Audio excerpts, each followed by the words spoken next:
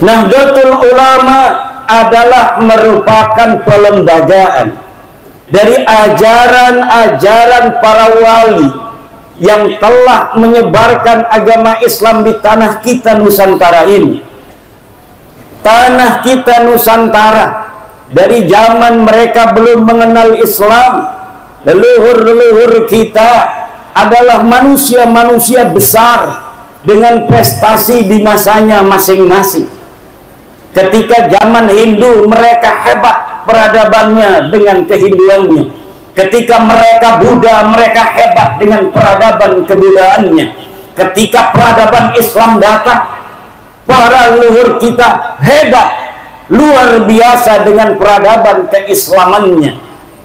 Kemudian para wali Songo datang dengan sapaan Islam, kalimat tauhid la ilaha illallah wa ma'adzalika. Para wali Songo menghormati kearifan lokal, tradisi-tradisi leluhur kita bangsa Nusantara yang mempunyai sifat-sifat akhlak adiluhung. Leluhur kita telah mempunyai sifat adiluhung sebelum adanya Islam. Karena Nabi Muhammad itu diutus, saudara, bukan untuk membuat akhlak baru, tetapi Nabi Muhammad diutus menyempurnakan akhlak yang sudah ada.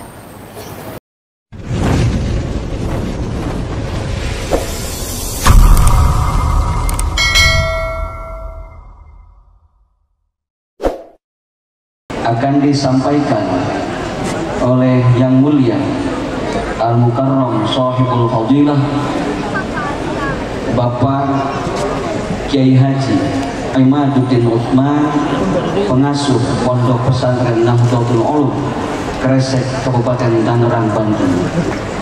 Dengan segala hormat kepada beliau dihaturkan. Sallallahu ala Muhammad, sallallahu ala Muhammad, Allahumma sholli ala Sayyidina Muhammad.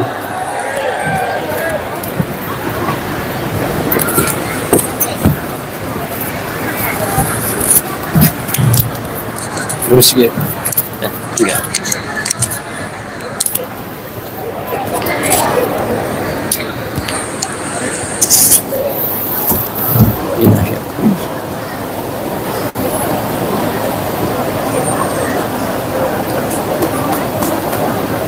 Assalamualaikum warahmatullahi wabarakatuh.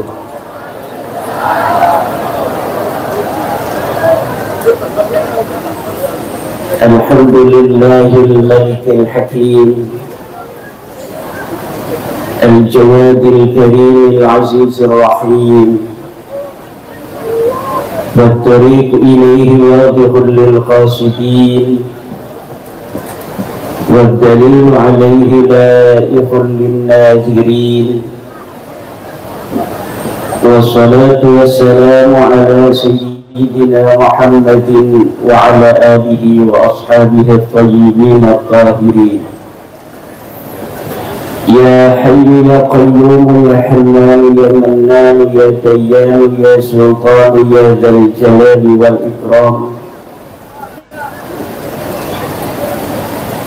Allahumma ighfir li shaykhina Syekh Fuad Hasim maghfiratan tamatan yazid syarafahu.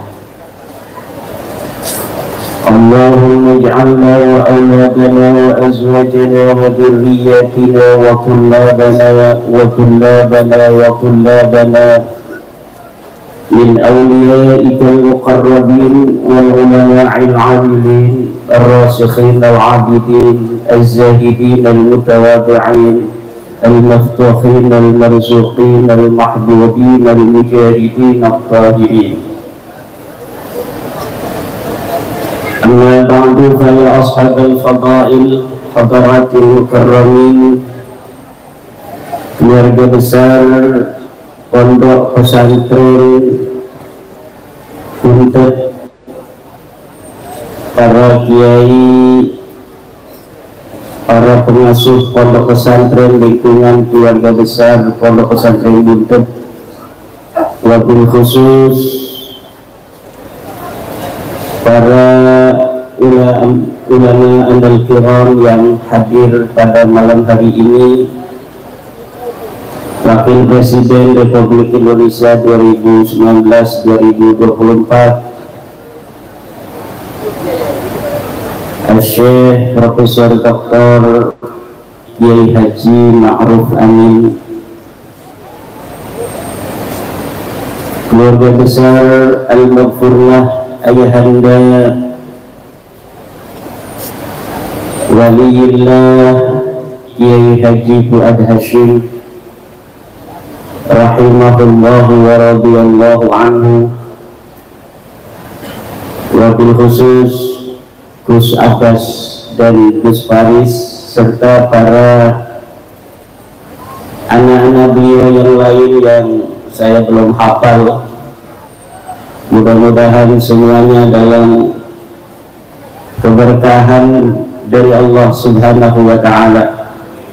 Anak cucu beliau mudah-mudahan Allah jadikan para ulama dan pemimpin-pemimpin agama dan negara, amin. Kiai Haji Yusuf Mubarak, Sayyid Zulfikar Basyaidan, Kiai Haji Alawi Al-Bantani, Dr. Mamun Imamul Haq, dan pada malam hari ini para bapak, para ibu hadir se-Indonesia, ketua-ketua perjuangan Wali Songo Indonesia tingkat provinsi. Ada ketua PWI LS dari Banten, Kiai Haji Zainuddin, ada ketua PWI dari Jawa Barat, Kiai Haji Aceh Abdul Mujib, ada ketua PWI Provinsi Jawa Tengah merangkap sebagai wakil ketua PWNU Jateng, Kiai Haji Mubarak, ada dari Jawa Timur, ada dari Lampung, ada dari Jambi, ada dari Sumatera Selatan. Ini PWI Perjuangan Wali Songo Indonesia yang diketuai oleh putra dari Ayahanda Kiai Haji Fuad Hashim. Ini sudah hampir setengah Indonesia, padahal umurnya baru 1 tahun. Umurnya mereka setahun tapi setengah Indonesia. Kayaknya lamun umurnya 2 tahun PWI di se-Indonesia, umurnya 3 tahun bisa sedunia. Dia pada haul pertama PWI LS ulang tahun ini yang dibarengkan dengan haul seorang tokoh besar Nahdlatul Ulama Indonesia, Kiai Haji Fuad Hashim, mudah-mudahan menambah keberkahan PWI LS untuk agama, negara, dan bangsa.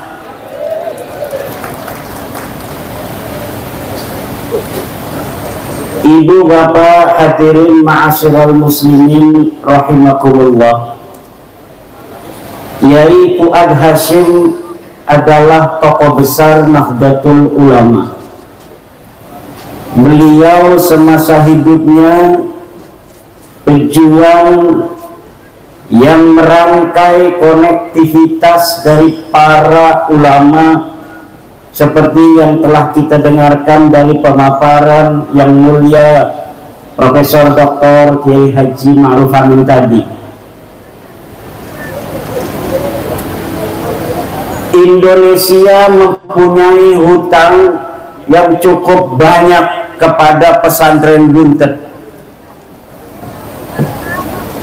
Selain Kiai Fuad Hashim, dari pesantren Buntet ini juga terlahir seorang putra yang telah mengukir sejarah di dalam bagaimana mempertahankan kemerdekaan Republik Indonesia pada tahun 1945. Beliau adalah Mbah Abbas bin Abdul Jamil, santri Mbah Hasyim Asy'ari yang ikut serta di dalam bagaimana memobilisasi santri dalam bendera Laskar Hizbullah untuk mempertahankan kemerdekaan Indonesia yang sudah diraih. Tanggal 6 Agustus 1945, Jepang dibom atom oleh Amerika dan sekutu. 200.000 orang mati. Pada tanggal 15 Agustus Jepang menyerah kalah tanpa syarat kepada sekutu. Didengar oleh para pemuda-pemuda Indonesia, Soekarno dan yang lainnya, untuk Presiden Soekarno segera untuk memerdekakan bangsa Indonesia dengan memproklamasikan kemerdekaannya pada hari itu juga, dikala Jepang menyerah tanpa syarat.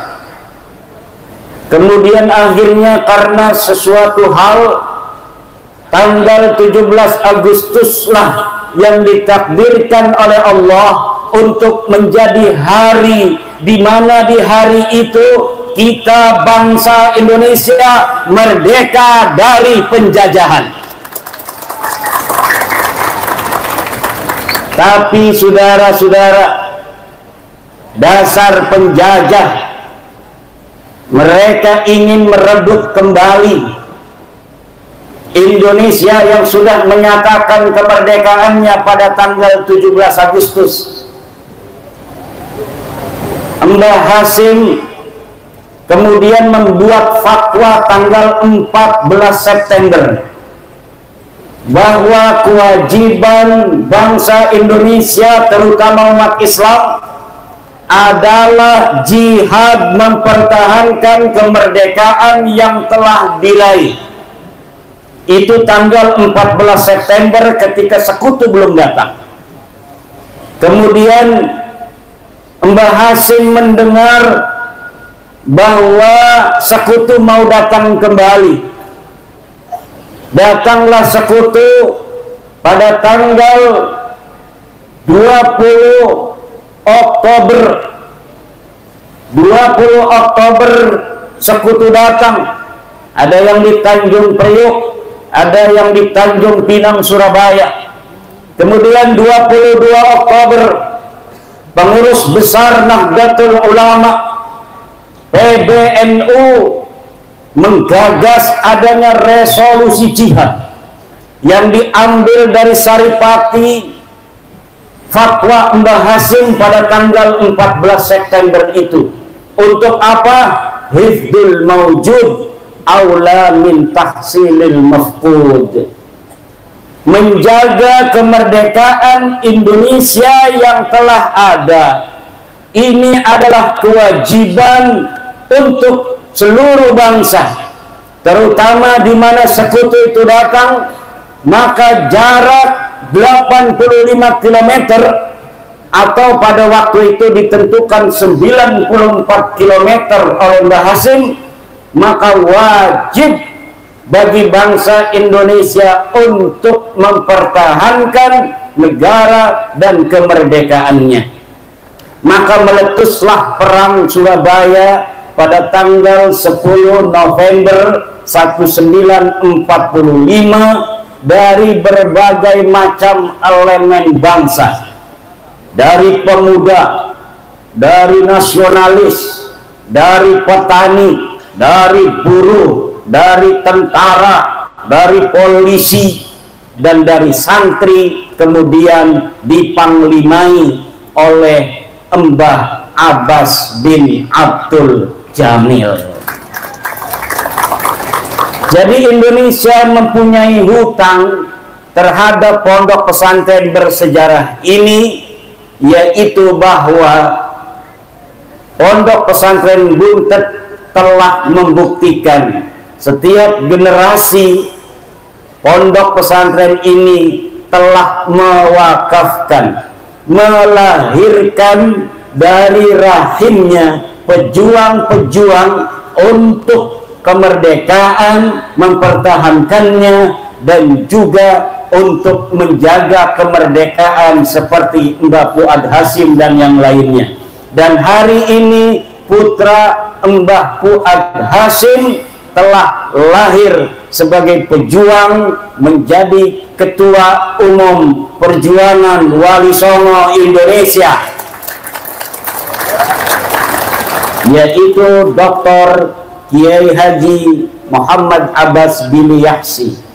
Kita doakan mudah-mudahan panjang umur, tambah sehat, tambah rizki, tambah istri. Ini saat tadi saya memberi kaidah usul fikih hifdzul maujud aula min tahsilil mafqud, itu diambil oleh orang yang pengen punya istri lagi. Ini hati-hati, harus ingat kaidah itu, hifdzul maujud, menjaga yang ada, aula itu lebih utama min tahsilil maqsud, min tahsilil mafqud, daripada mencari yang belum ada. Setuju ibu? Bu, sing kudung abang setuju ora? Sing kudung kuning setuju ora? Sing kudung belang-belang makanan ku kudung apa itu? Ibu bapak hadirin ma'asyiral muslimin rahimakumullah. Dan rasa cinta daripada Mbah Fuad Hasyim kepada Nahdlatul Ulama sebagai organisasinya, selain tadi perjuangan yang telah diinformasikan, dikisahkan, diceritakan oleh Yai Ma'ruf Amin, bagaimana beliau membuat konektivitas dari mulai Lampung, Banten, Jawa Barat, Cirebon, Jawa Tengah, Jawa Timur, untuk membuat Nahdlatul Ulama semakin kuat, jejaring para kiai dan para santri. Juga Mbah Fuad Hasyim ini menerjemahkan cintanya dengan membuat syair. Kalau orang lagi demen sama cewek, biasanya zaman dulu buat syair, betul? Kalau zaman sekarang ngirim WA. Dulu Mbah Fuad Hasyim membuat syair-syair cinta untuk Nahdlatul Ulama. Ya Nahdlatul Ulama'i anti mahabbati wa mawaddati wa masarrati wa ridai.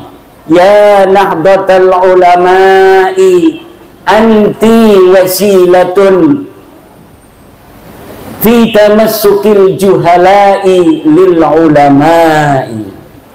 Ini adalah syair yang begitu indah. Ya Nahdlatul Ulama, wahai Nahdlatul Ulama, anti mahabbati, engkau adalah cintaku, engkau adalah hatiku, engkau adalah nuraniku, engkau adalah sanubariku. Wa mawaddati, dan kasih sayangku, wa masarrati, dan kebahagiaanku, wa ridai, dan kerelaanku. Ya Nahdlatul Ulama, wahai Nahdlatul Ulama, anti wasilatun, engkau adalah wasilah. Untuk apa?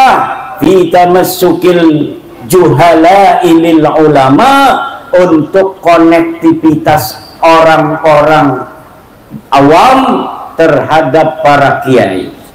Dulu para kiai di pondok punyanya jamaah, para kiai di masjid punyanya jamaah, punya kiai kiai yang ada di majlis taklim punyanya jamaah. Tapi kemudian ketika ada Nahdlatul Ulama, jamaah yang berlimpah ini kemudian dimetamorfosis menjadi jam'iyah. Jamaah yang mutafarriqah, yang ada di pondok-pondok masing-masing, kemudian disatukan dalam satu bendera yang penuh barakah, Nahdlatul Ulama. Maka Nahdlatul Ulama ini wajib hukumnya dijaga oleh kita yang hari ini mewarisi Nahdlatul Ulama, dari Mbah Hasyim Asy'ari, dari Mbah Abbas, dari Mbah Bisri Sansuri, dari Mbah Abdul Wahab Hasbullah, dari Kiai Hasan Gipo, dari yang lain-lainnya para luhur kita. Warisan ini setiap generasi harus dijaga dengan cinta, dengan kasih sayang, untuk menopang, memayungi para kiai dan para santri. Karena apa? Karena kuantitas yang berlimpah dari kaum-kaum santri, murid-murid para kiai, apabila tidak diikat oleh ikatan jamaiyah, maka masing-masing akan berjalan sendiri-sendiri dan akan mudah untuk dipatahkan, dikalahkan oleh musuh. Nahdlatul Ulama adalah merupakan pelembagaan dari ajaran-ajaran para wali yang telah menyebarkan agama Islam di tanah kita Nusantara ini. Tanah kita Nusantara, dari zaman mereka belum mengenal Islam, leluhur-leluhur kita adalah manusia-manusia besar dengan prestasi di masanya masing-masing. Ketika zaman Hindu, mereka hebat peradabannya dengan kehinduannya. Ketika mereka Buddha, mereka hebat dengan peradaban kebudaannya.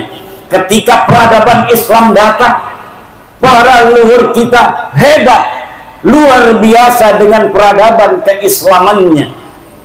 Kemudian para wali songo datang dengan sapaan Islam, kalimat tauhid la ilaha illallah, wa ma'adzalika para wali songo menghormati kearifan lokal, tradisi-tradisi leluhur kita bangsa Nusantara yang mempunyai sifat-sifat akhlak adiluhung. Leluhur kita telah mempunyai sifat adiluhung sebelum adanya Islam. Karena Nabi Muhammad itu diutus, saudara, bukan untuk membuat akhlak baru, tetapi Nabi Muhammad diutus menyempurnakan akhlak yang sudah ada. Orang Arab punya akhlak, orang Eropa punya akhlak, orang Nusantara punya akhlak, berbeda-beda akhlaknya. Islam datang ke seluruh penjuru dunia itu liutammima makarimal, untuk menyempurnakan akhlak. Islam ini datang untuk menjadi syahid, untuk menjadi saksi bagi seluruh umat-umat lainnya. Wa kadzalika ja'alnakum ummatan wasata litakunu syuhada'a 'alan nasi wa yakuna ar-rasulu 'alaikum syahidan. Bahwa kalian dijadikan ummatan wasata. Kata Syekh Nawawi, ummatan wasata ini adalah khiyaran udulan, umat-umat yang terbaik, yang adil. Jadi wasat, pertengahan, moderat itu bukan orang yang tidak punya sikap. Ada orang yang bicara tentang tawassut wasatiyah, katanya wasatiyah itu tidak memihak sana, tidak memihak sini. Itu bukan tawassut, itu bukan wasatiyah, tetapi itu namanya tidak punya prinsip. Understand? Coba lihat masa-masa lalu. Tawassut bagi kita umat Islam itu tauhidul la ilaha illallah. Itu tawassut yang hakiki. Islam wasatiyah artinya Islam yang bertauhid. Bertauhid apa? Karena yang namanya tauhid wasatun baina ta'tili wa tasyrik. Yang namanya tauhid bertuhan satu itu adalah wasatun, pertengahan baina ta'til, antara tidak bertuhan ateis wa tasyrik dan bertuhan banyak. Lihat di dalam kitab Marah Labib, tafsir Munirnya Syekh Nawawi At-Tanara Al-Bantani, bagaimana kita memahami ummatan wasata, bagaimana kita memahami tawassut. Tawassut itu Islam, itu tawassut. Kenapa? Karena orang Yahudi menjadikan Allah mempunyai sifat-sifat manusia. Kata orang Yahudi, Allah itu yadullahi maghlulah, Allah itu pelit katanya. Innallaha faqir wa nahnu aghnia, Allah itu miskin, kamilah orang-orang yang kaya. Sedangkan orang-orang Kristen mensifati manusia dengan sifat-sifat Tuhan. Kalau Yahudi mensifati Allah dengan sifat-sifat manusia, orang Kristen mensifati manusia dengan sifat-sifat Tuhan. Ja'al Islamu wasatan bainahuma, Islam datang pertengahan antara keduanya, bahwa laisa kamitslihi syai'un, Allah tidak mempunyai sepadan apapun. Allah tidak seperti apa yang dikatakan Yahudi. Umat Islam wasat bainal Yahudi wa wasat bainan Nasara. Umat Islam, ajaran Islam yang diturunkan oleh Allah pada Nabi Muhammad, tidak mensifati Allah dengan sifat-sifat manusia seperti orang Yahudi, dan tidak mensifati Nabi dengan sifat-sifat Tuhan seperti orang Nasrani. Itu namanya wasat. Kalau orang ngomong wasatiyah, ngomong tentang moderat tapi tidak punya sikap, itu namanya oportunis. Namanya apa? Oportunis, nggak punya sikap. Coba lihat di dalam ayat lain, cara kita menafsirkan ayat itu harus munasabah baina ayatin wa ayatin ukhra. Coba kalimat yang sama yang ada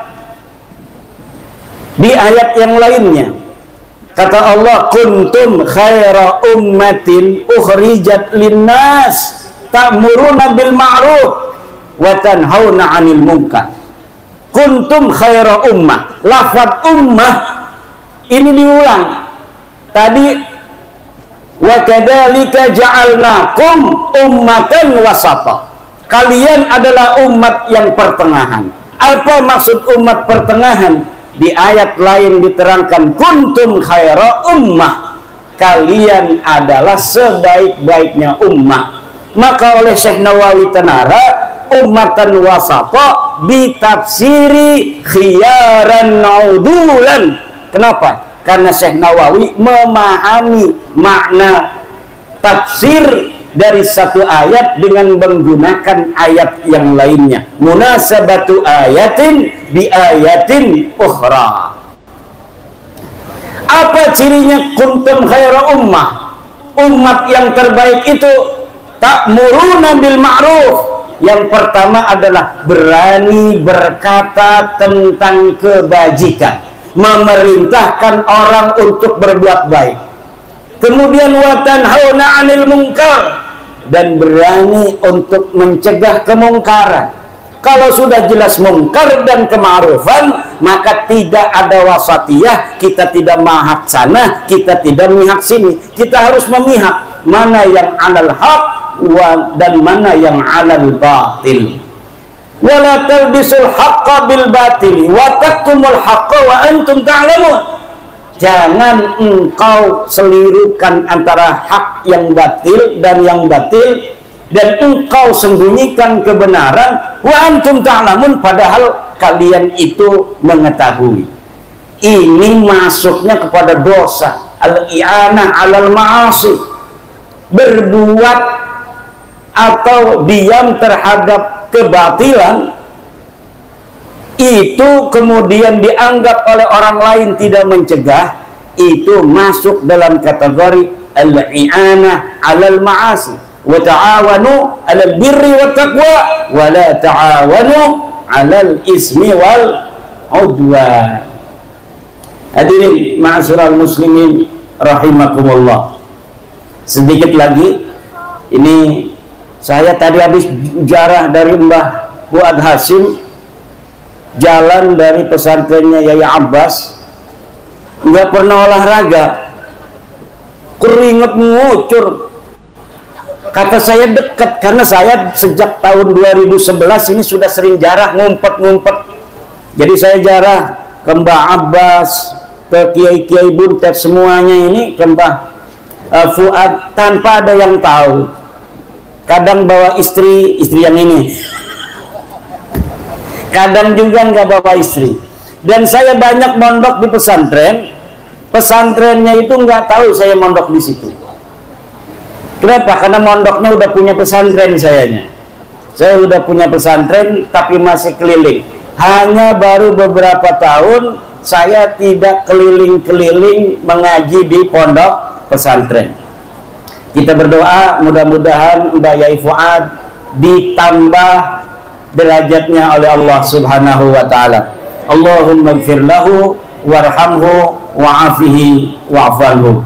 Terima kasih. Wallahu huwal muwaffiqu ila aqwami thariqin. Wassalamualaikum warahmatullahi wabarakatuh.